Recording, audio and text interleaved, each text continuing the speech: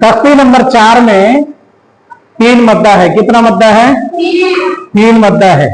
उसमें हमने पढ़ा है कि अलिफ से पहले जबर हो तो अलिफ मद्दा, या से पहले जेर हो तो या मद्दा, वाव से पहले पेश हो तो वाव मद्दा।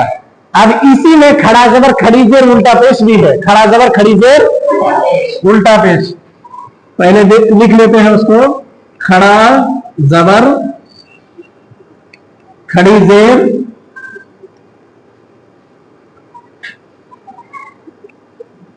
उसके बाद उल्टा पेश,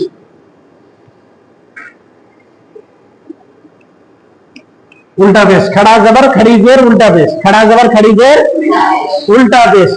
यहां कायदा बताया गया है खड़ा जबर खड़ी जेर उल्टा पेश, इन तीनों को भी, इन तीनों को भी हुरूफे मद्दा।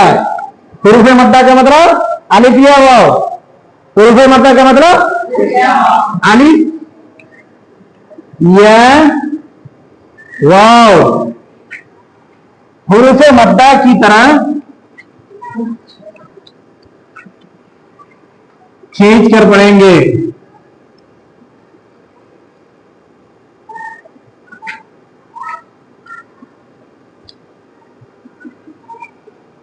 खींच कर पढ़ेंगे, ठीक है। अब आप लोगों ने वहां पर पढ़ा था अलिफ से पहले जबर हो तो अलिफ मद्दा, अलिफ से पहले जबर हो तो अलिफ मद्दा। जैसे हमजा अलिफ जबर हमजा अलिफ जबर इसी तरह से आपको खींचना है हमजा खड़ा जबर। जिस तरह से हमजा अलिफ जबर आ की आवाज रहेगी, उसी तरह से हमजा खड़ा जबर आ की भी आवाज रहेगी, ठीक है। और उतना ही खींचना है जितना आपने हमजा अलिफ जबर आ को खींचा है, उतना ही हमजा खड़ा जबर आ को खींचना है, ठीक है।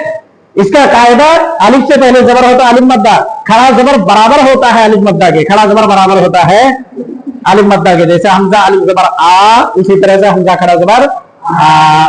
इसी तरह से हमजा खड़ी जेर, हमजा या जेर,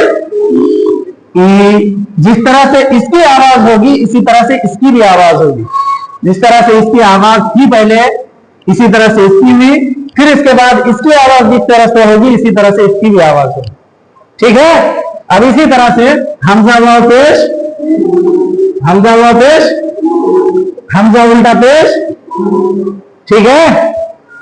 इस तरह से आप जहन को बिठाने के लिए आप समझ सकते हैं कि हमजा अलिफ जबर आ जिस तरह से है, तो हमजा अलिफ जबर आ, ये हमजा अलिफ है, ये अलिफ को यहां ना दे करके बल्कि इसके ऊपर खड़ा कर दिया है, तो ये क्या हो गया? हमजा खड़ा जबर आ। इस तरह से हमजा या जेर ई था, ठीक है ना।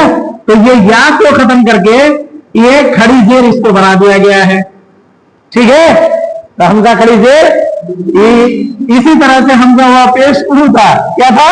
हमजा हुआ पेश ऊ। तो इसको इस तरह से वाव को घुमा दिया है, तो क्या हो गया? वो भी चीज खींचा गया जो वाव को खींचा जा रहा था, वाव को खींचा जा रहा था। समझ में आ रही बात? हाँ, यानी मैं ये समझाना चाह रहा हूं, ये कोई कायदा नहीं है, मैं आप लोगों को जहन पे बिठाने के लिए ये बता रहा हूं कि ये अलिफ को हज़फ करके खड़ा बना, उसके ऊपर खड़ा कर दिया गया है, और या को हज़फ करके खड़ी जेर बना दिया गया है, और वाव को हज़फ करके इसके ऊपर दे दिया गया है। उसी तरह से खींचना है, उसी तरह से पढ़ना है जिस तरह से हम लोगों ने किसको पढ़ा है? अलिफ मद्दा, या मद्दा, वाव मद्दा, हमजा अलिफ जबर आ, हमजा या जेर ई, हमजा वाव पेश ऊ को पढ़ा है, ठीक है जी।